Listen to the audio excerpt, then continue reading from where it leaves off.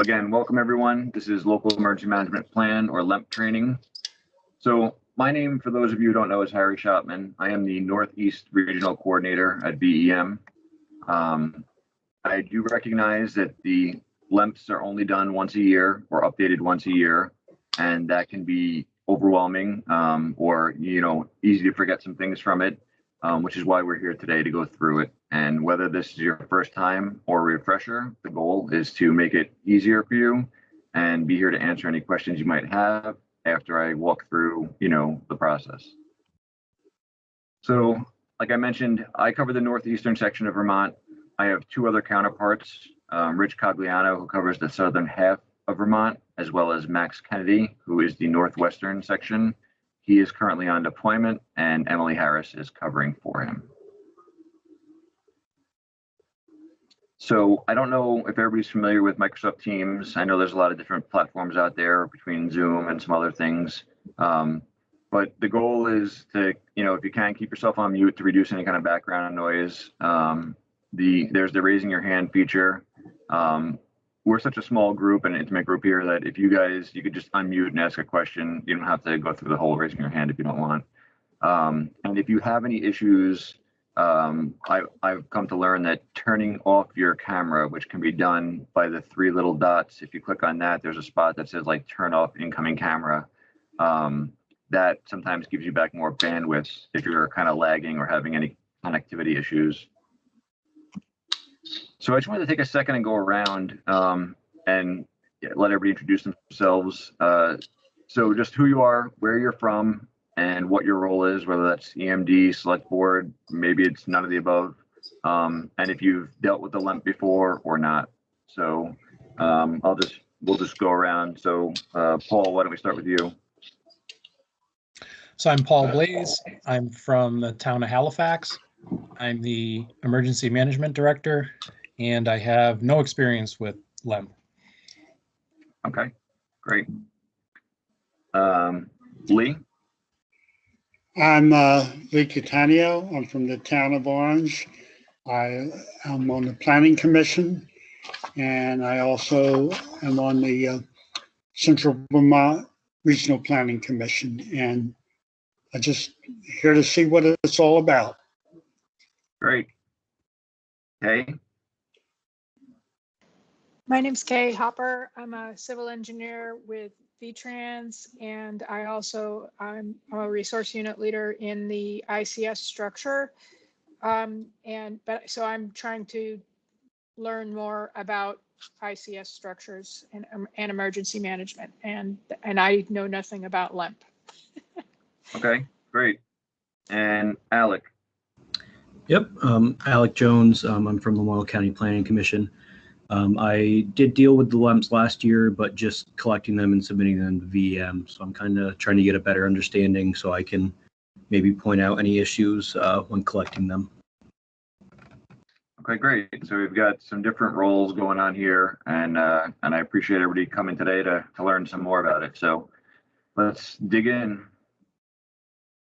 So the Local Emergency Management Plan, or LEMP, is something that's done annually. Each town, once town meeting day comes, it's the time that a town is supposed to start updating their plan and submitting it by May 1st. Part of the reason why you can't do it before town meeting day is because, that's the time when select board members might change. You might have a change in who the EMD is in your town.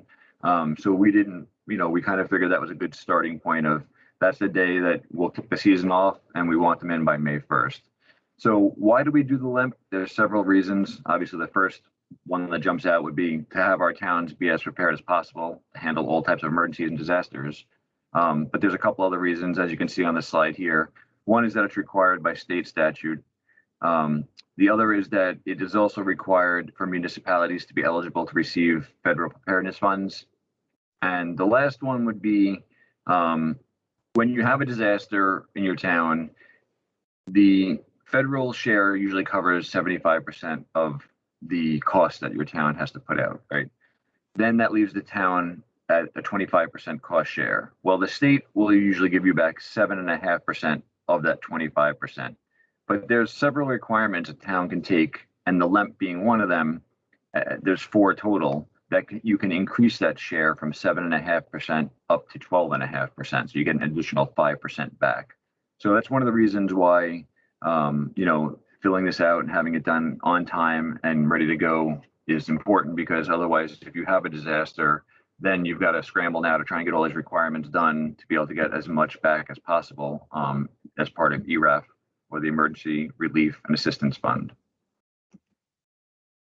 So the LEMP itself is made up of 2 documents. The first is the municipal adoption form, and we're going to go into detail on each of these. And the second is the base plan. Now, the municipal adoption form, there's only one version of that. Everybody has to fill out that version. When it comes to the base plan, we have 3 options. One is what we call a short template, which is what we're going to really go through today. Most municipalities or towns choose that one. Super straightforward. I'd like to think it's fairly easy to do. But there are other options, which is a longer template. And then the third option is basically any other format you so choose, as long as you meet all the required elements. And those elements are listed in the municipal adoption form on page 2, which we'll see in a second. So that basically says, you don't have to follow our template in our format. If you've got a different way of doing things, great, as long as you have everything in there that we need to see. If you do choose that last route of other, we need to make sure, and you'll see in a second, that the page numbers are listed on that checklist, so we know where to find all those requirements. So here is hopefully you can all see, and if you can't, let me know, but this is what the adoption form looks like. And I'll just, we'll just go down it.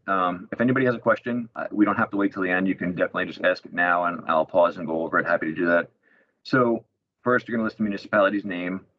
Then we're going to list the adoption date. This is the date that at a warned meeting, usually a select board meeting, this LEMP was adopted.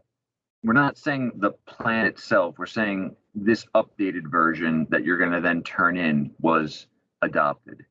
And that can't be done until after town meeting day. So you can't have one that's done in February and turned in. It has to be, after March 2nd. So the next coming down is the Nims adoption date. This also should be a warned public meeting, like a select board meeting. But this could be a date that happened several years ago. Like your town could have adopted Nims 5 years ago, and that's fine. You could use that date. You don't have to readopt it over and over. It's just that your town went from not following Nims to following Nims. Then we go into who the EMD is, their name and contact info, plus 2 additional points of contact and their info. You'll see a little box to the left. If nothing has changed on the base plan from the previous year, then all you need to do is update this adoption form and submit your previous plan and check that box. You'll see in a minute when we get to the resources section, that may be easier said than done in a year like this when there's been some changes to that. But going forward and in the past, if there was the option to just, nothing really changed in your town, it was all the same players, the same shelters, all those kind of things, then you could have just checked that box and turned in the previous one. We still want you to go through it, but that could just be that nothing's changed, and that's fine. So when we come down below that, there needs to be 2 signatures. The first one is certifying that the LEMP meets the Nims requirements. That can be found on page 2. And this needs to be someone who has either taken ICS 100 or ICS 402. The person signing has to have taken one of those 2 courses. The second signature is that of one of the select board members or council members, depending upon your jurisdiction. And they're saying that, in fact, the municipality has adopted Nims and the LEMP as stated above. So that, in some cases, that could be the same person if your select board member is acting as your EMD and they've taken Nims, but it could also be 2 different signatures. So this is page 2, where we go into required elements. And again, this is the template you would follow if you were doing that other form. And to the right there where it says page, you could list the pages, all those items could be found. And as you complete a section, you could just check off those boxes. Now, this is, again, the short template. We'll go through it. page 1. The top part is number 1. This is, you're going to list any of your emergency managers and planners that helped in the forming of this plan and or the re-upping of it. So you could just list names there. There's no right or wrong. If there was only one person involved, fine. You could just put down the one person. We encourage towns to use multiple people because it makes for better planning. But again, you're just going to put whoever was involved in that process. We come down a little bit below that, and it's the Municipal Emergency Operations Center, or EOC. And we want you to list there who by position. So not their name, not Jane Doe, but we want you to list either EMD or EMC, which stands for Emergency Management Director or Emergency Management Coordinator, or maybe it's Select Board Member, Select Board Chair, whatever the title might be. Who has the ability to say, this disaster needs us to activate that Emergency Operations Center? So you're going to put their title in that box to the right there. Oops, sorry. Didn't mean to jump up there. The reason we don't put a name is, people change roles from year to year, but the positions typically don't. Every town needs to have an EMD. Every town has select board members. So by putting the title there, it makes it, if a change happens during the year, you still know who is responsible. So when we come down to that, we have preferred EOC positions and duties. So this is going to be the different roles that need to be handled during an operations center activation. Now, every incident is different in size and scope. So on the smaller ones, you might only need the EOC director, and they're going to basically be responsible for everything that needs to go on. And we're talking, it could be a really small disaster. But as it gets bigger, if it's a bigger disaster, you may need a number of people to help fill all these roles. So in this section, again, by title, we want you to list the different titles next to those duties of who would be responsible for, staffing the phones or giving out public information and that kind of stuff. I'll go to a slide shortly that gives some examples of those titles. But it's just basically, we want everybody to think ahead as to the different roles that might need to be filled. The other thing to think about, the way I view it is like, I'm a career-long firefighter and fire chief. And, sometimes I pull up to a call comes in for a house on fire, and I get there and it's just food on the stove that was burnt, and it set off the detectors. Well, as the fire chief, I was able to walk through, make sure nothing's going on, handle it, fill out some paperwork, get on the radio and tell everybody you could head back.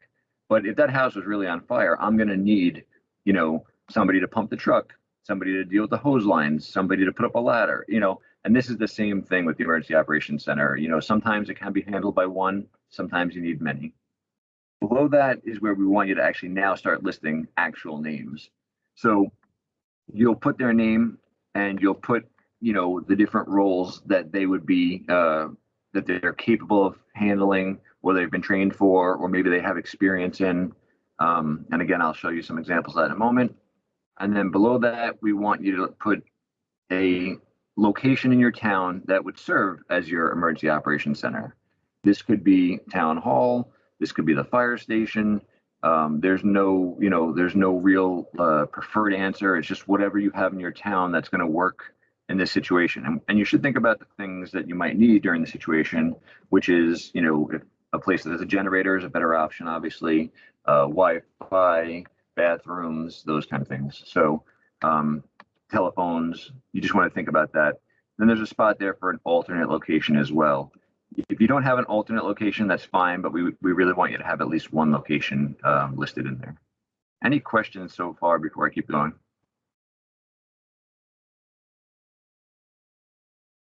Okay, I'll take that as a no. So here is that list of the different roles and titles that you might want to use on there. So the EOC director was pre-filled in there because if nothing else, they're going to be responsible for handling all of it. But you could have a public information officer or PIO. You could have just an admin person, a situational awareness person, somebody with logistics support, communications, So and it doesn't have to be one of these titles. I just wanted to give you some examples of titles that are typically used in emergency management. On the next screen here is where an example of in that section where you listed the names and then what roles they could fill. So, if you put their name, if they're an EMD, EMC, or if they're just a volunteer, their name, comma, volunteer, and then, they can handle logistics, they can handle admin, or they can handle multiple, and just list those jobs out. It just makes things easier when you have something going on to not try and figure it out then. That brings us to page 2. Here you're going to have resources available to you. So we're going to start with purchasing agents for emergencies. This is a spot where you're going to list who in your town has the ability during an emergency or disaster to purchase something or spend money. And that way it's clearly defined that, all right, the EMD is the person who's available and responsible to procure things during an emergency. We've, the select board has given them the authority ahead of time. And then along those lines, that next line down is the spending limits. So maybe the select board has said, you can spend up to $1,000, up to $5,000, whatever the number may be that the select board has chosen. They put that number in there, and that way they know this is how much they can spend without having to go get, permission ahead of time because they've already gotten that permission. This also clears up a couple of things. It has it so people are not just going and purchasing things, and then after the emergency is over, a whole bunch of receipts are turned in, and people are expecting to be reimbursed. And then it becomes a matter of, deeming, well, was that really something that we needed? Was it necessary? Do we have the ability to pay that back based on our, town structure and bylaws and those kind of things? So this just clears that all up, who the person is that has to approve, any spending, and it clearly defines it and names them and how much spending limits they have. From there, we have businesses with standing contracts. So this would be if you have, in your town, if you have a deli or you have a hardware store, whatever kind of businesses you have, that you have an agreement set up ahead of time with, that you can just come in, get what you need. They're going to bill you later because you have an agreement or a contract in place. And then, we want that listed here so that if I need to feed a whole bunch of people during a disaster and we have a deal with the local pizza place, and we don't have to try and figure out, who's got a credit card or those kind of things during it. So that's why those get listed there. Below that is a little different, and that's going to be resources in your town that you don't have contracts with, but that you may need during a disaster. So an example I like to think of is like, if you need an excavator, you might not have a deal set up with somebody for an excavator, but that there's somebody in town who has an excavating business. So this would be the spot where you list, the name of the business, put in parentheses, excavating company, and their contact info. This way, it's not that you're trying to scramble to figure out where can we get an excavator from, when we've got this major flooding ice jam situation. And if for whatever reason, maybe the highway department can't get to that part of town, but that this person lives on that part of town. So it's just listing your resources out so you have a better understanding of what's available to you at the local level without needing to start pulling out the phone book or jumping on the internet and trying to figure it out. Below that, it's not a fill-in section, but I just wanted to cover what it is. And I circled it on there that it's things that the state offers support for. The first part of it is at no cost. So this is going to be the state's hazmat team. If there's a hazmat incident in the state, we have a hazmat team that responds. They're not going to charge you for that. That's what they're there for. There's an urban search and rescue. Then we've got the state police. And there's special teams that deal with, when there's lost people, like lost hikers and that kind of stuff. Swift water teams. And then there's regional support shelters. So those are the kind of things that are covered at no cost. Below that, though, where it says state support, but will eventually have to be paid for by the municipality, there are times where you just don't have something at the local level and you need that support to get through an emergency. We want you to then call. You'd call our watch officer, which that number is listed at the bottom.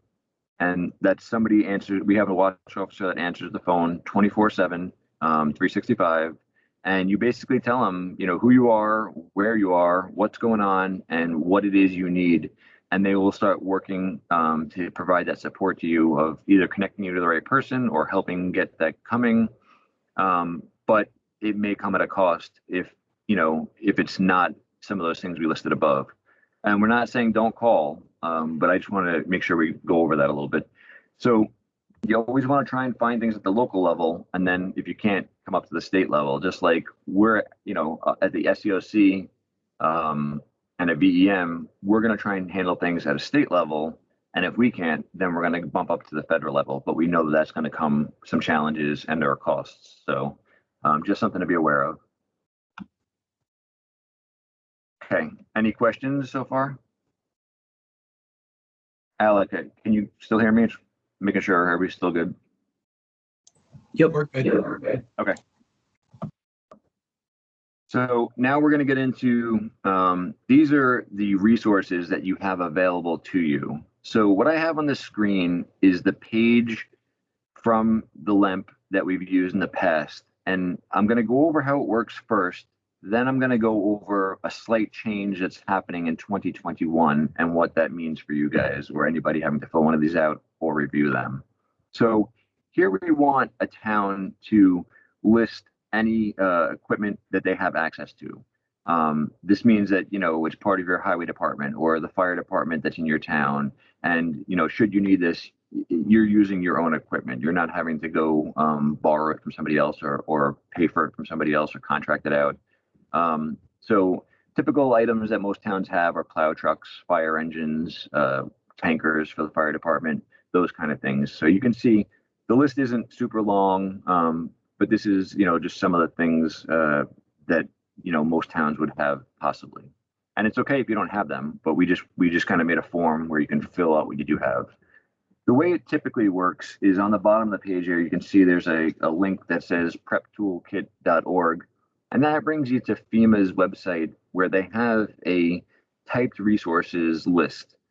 And that helps you understand if your plow truck is a type 1, 2, 3, 4, or it's just something else, which would then go in the other. So I'll show you when you go to that site, it looks like this. There's several ways to find what you're looking for. So if we're looking for a fire engine, we could just click on browse. I don't necessarily encourage that because then it pulls up a alphabetical list of every single possible resource, and you could be there all day trying to find what you're looking for. I forget how many pages there are, but there's a lot of pages. So the other way, if we go back, is to just type in what it is and search it. Now you don't have to get the order of it right, but you have to just get the gist of it right. So I typed in fire engine, and now I come to here, and it considers it to be engine, fire, or pumper. So again, I put in the words and it knew generally what I was looking for. So when you come down, when you click on that, it now gives you a breakdown of the different types. And now, if none of you have worked in the fire service, this might not make a lot of sense, but the fire engines have several different things and they could vary on how much they have. They have a certain amount of water. They can pump a certain amount of water per minute. They carry a certain amount of hose. And that's what this breakdown here is. And, if you're dealing in resources that you're not familiar with, well, talking to the fire chief or talking to the head of your highway department, they're going to know these kind of things and be able to say to you, what we have is, 3 type 3 this and 2 type 2 this.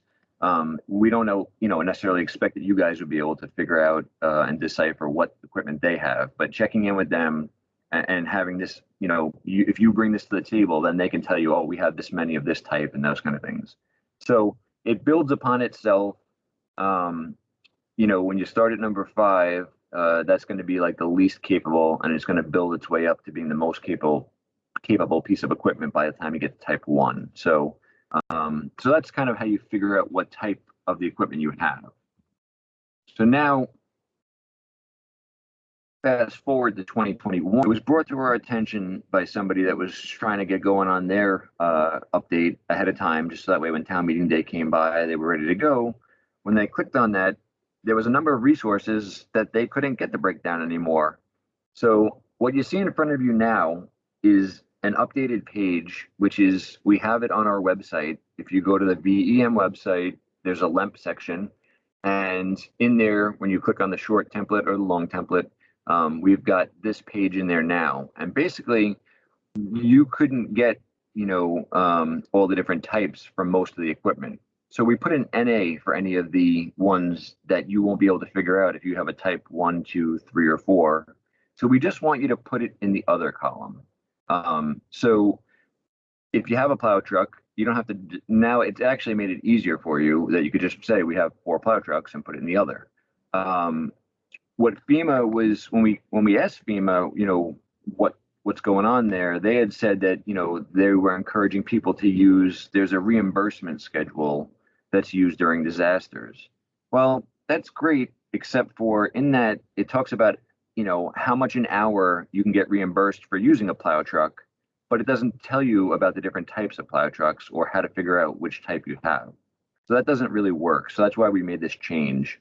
Now, I'm going to be honest, if you turn in a form using last year's breakdown and you have it in the different types, we're still going to accept it. We're not going to kick it back and say, no, we wanted you to change it all to other. When we go to put it into our master sheet, we're going to just know that we need to put it in the other column, and that'll be fine. So hopefully that's clear.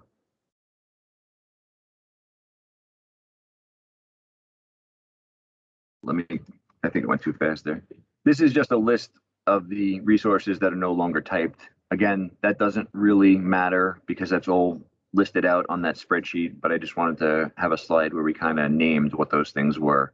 And it's a fair amount of stuff, and we didn't know that was coming, and we don't really have any control over what happens at the FEMA level. So,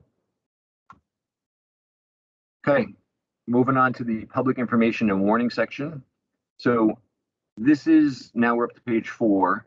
This is where we're going to put how to get for the public during an emergency, and getting that information out during these emergencies. People are definitely nervous, they're anxious, they want to know what's going on, they want to know what they need to do or where to find things. So you want to do that in a timely manner, and you want to have different avenues to do that, especially based on, you don't know if, some people might not have internet, but they can turn on a radio, or they have no power at all. So now they need to come find where you have it posted on a physical piece of paper or a chalkboard or something like that.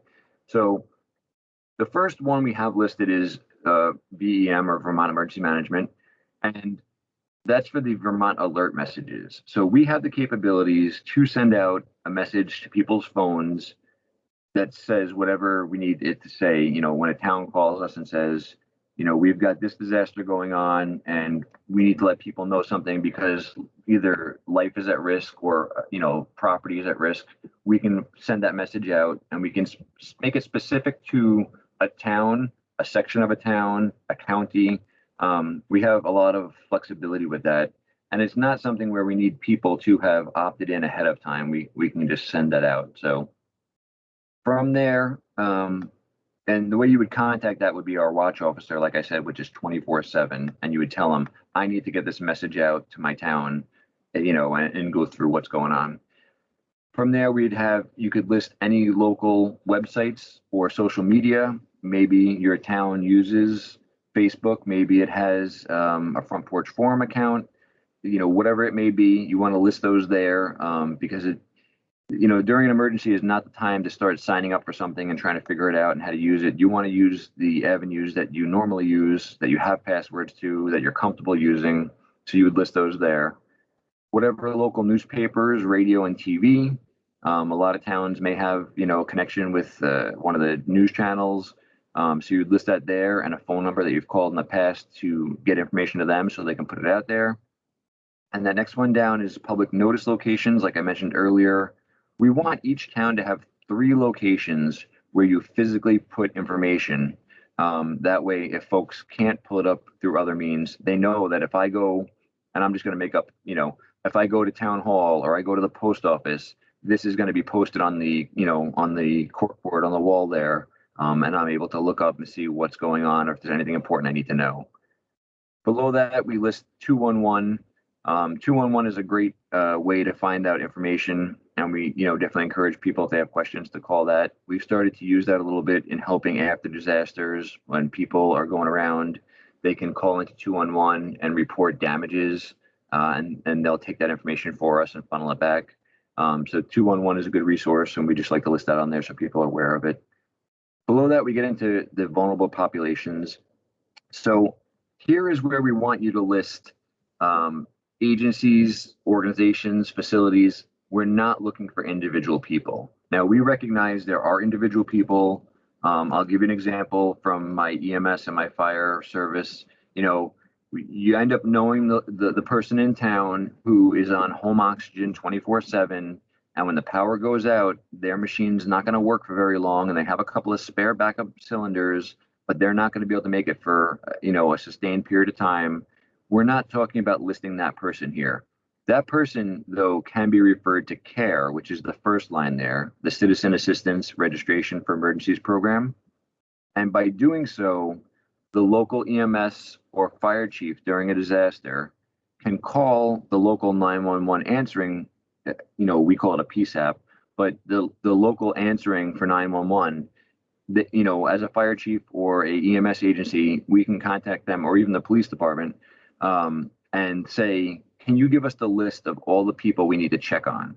And that allows us to check on, go do a face-to-face, knock on the door, make sure they're okay. If they're not, help rectify that situation. But on here, what we're looking for is, in your community, do you have a nursing home? Do you have a senior living where the folks are in their own apartment, but they really can't, and somebody comes and checks on them usually, but that's not able to happen now because the road is gone.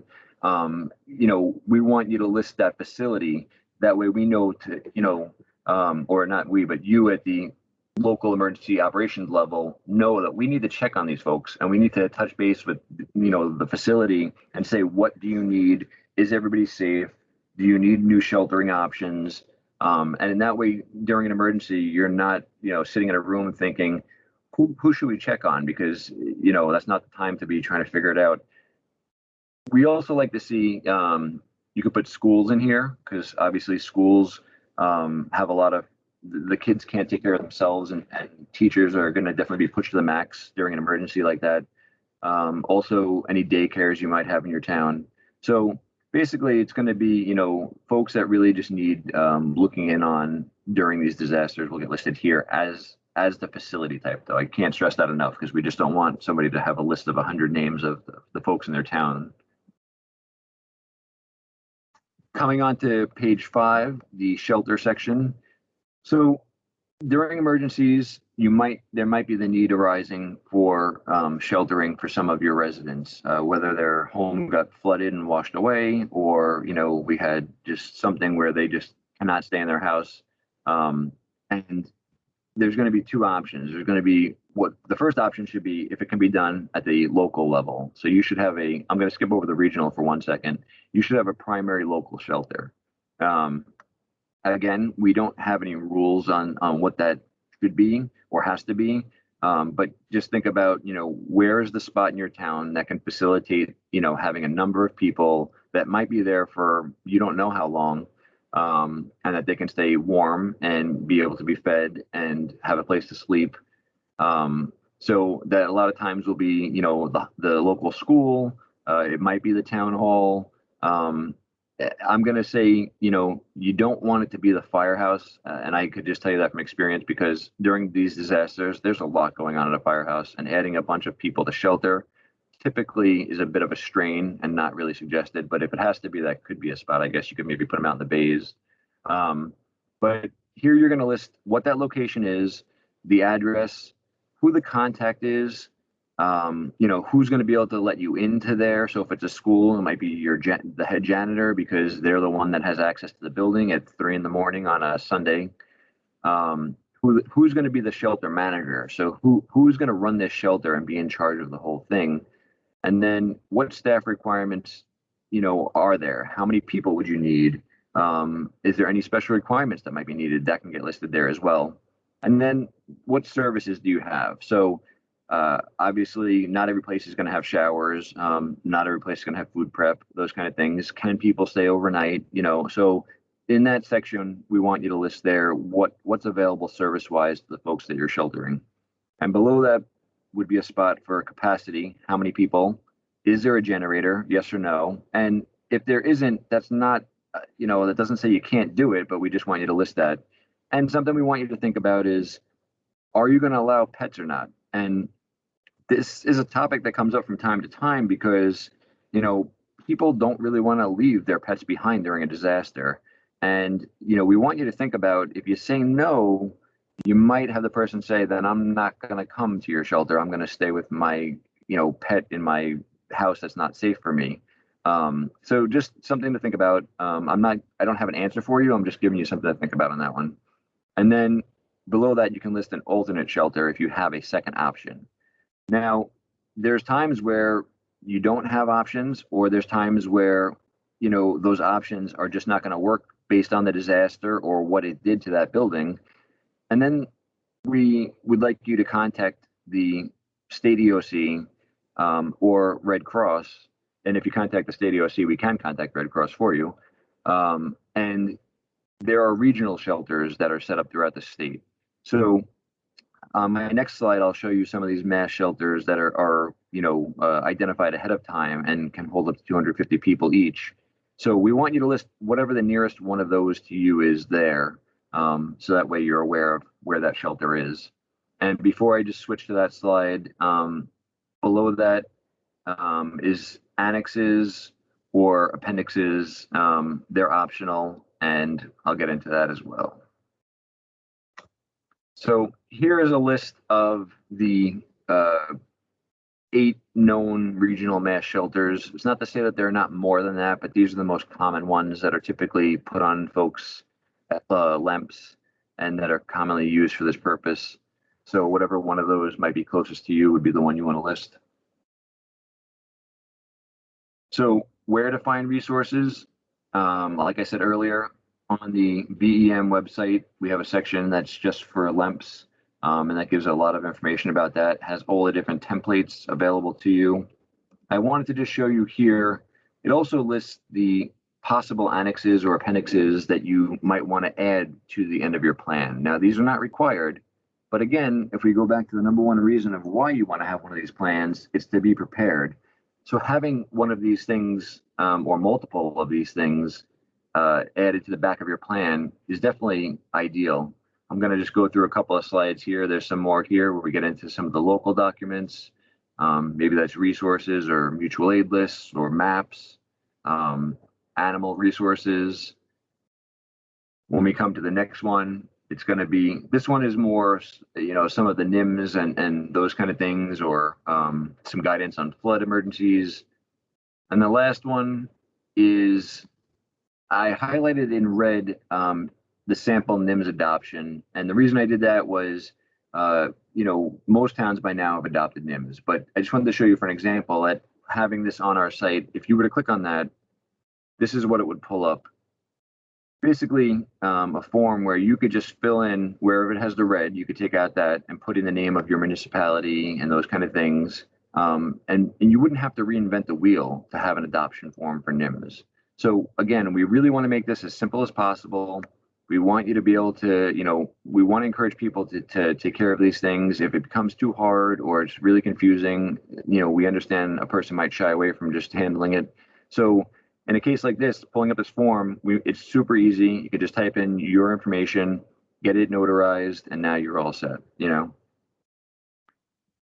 The page 6 is going to be just contact info, as is page 7. And it's going to be, some of it might be a little repetitive when it comes to like the EMD and the select board kind of thing. But the rest of it is, here's your spot to put in who's the fire chief, who is the state police that covers, or is it a local police, and what's their contact info, the highway foreman's phone number and that info, and you just go down from there, town clerk.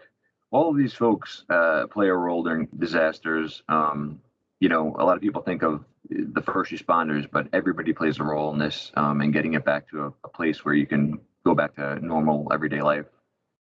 And page 7 just has, your treasurer, who the animal control person is, and then here you can list all your school contacts.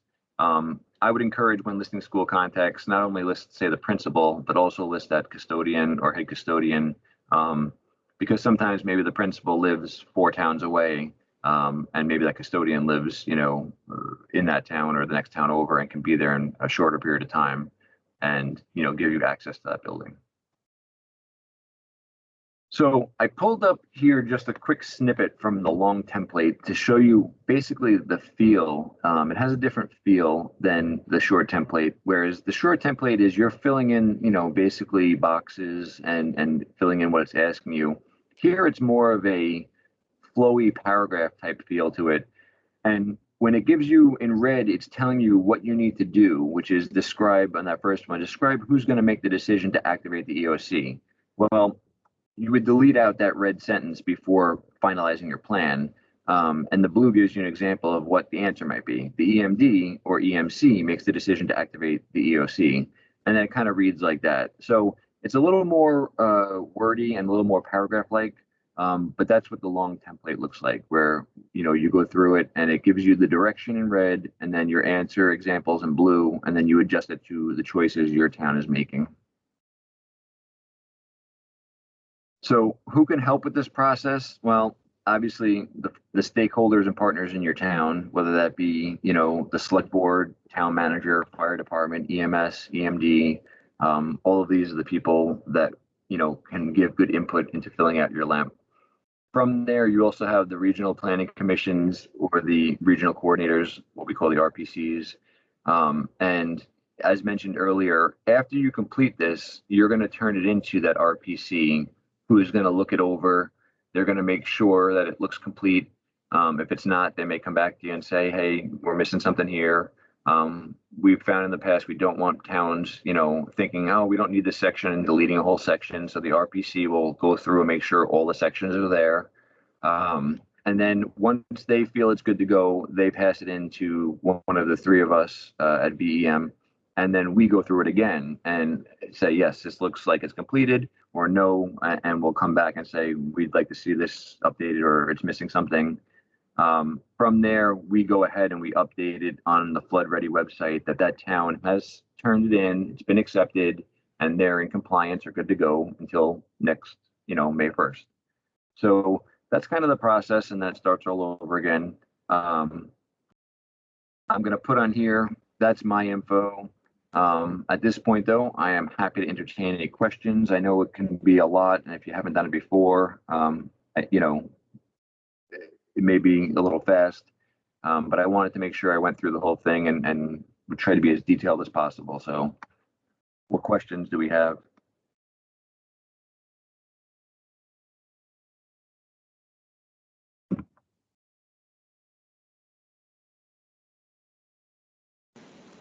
Can we have access to your slides? Sure. I could send this presentation to you afterward, because again, like I said, our plan is to put it up on the VEM website so that folks who couldn't make it have access, but I'll definitely be happy to share this with you guys. All right, thank you. Anybody have anything else? I was wondering on the vulnerable populations, would you list, like, say, if you knew of a group of homes that were that tended to flood, would you list those in You the could vulnerable? do that. Like, are you saying like if you had a trailer park that just happened to be in like a bad area? Yeah, I don't know, like for whatever right reason we river, find that on basically. occasion. Yeah. Okay.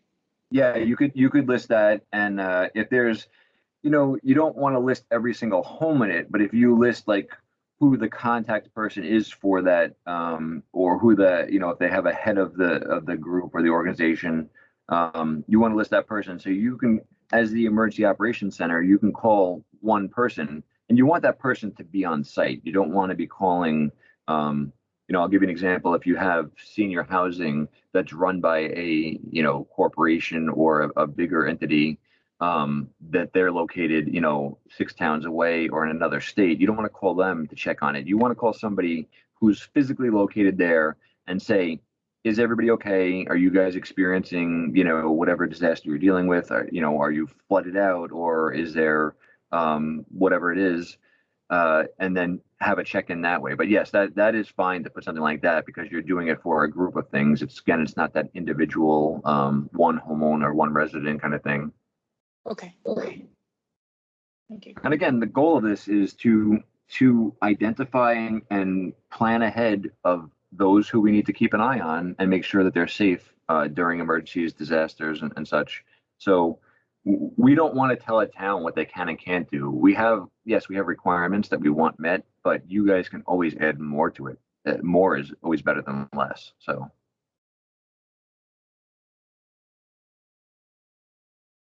Now for Alec as the RPC, I know you said you wanted to understand more about your role. Do you feel good with that? Do you have any questions? Yeah, no, this was great, Harry. Thank you. Okay. Lee or Paul, anything on your end? No, I don't have anything on it. This is Lee. No, and this is Paul. Thank you very much. I mean, it was pretty thorough, and I'm going to look at what our town's already got set up and go from there. Okay. Yeah, no, and again, my contact info, I'll send this to all of you, and my contact info will be there.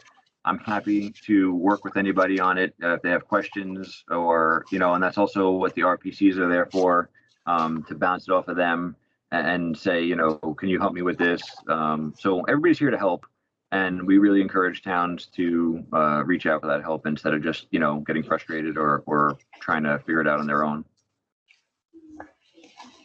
So with that, I'll say thank you for everybody for turning out today. And again, we're here at BEM to help anybody, and as are the local planning commissions. So thank you and enjoy the rest of your day then. Thank you. Thank you, Harry.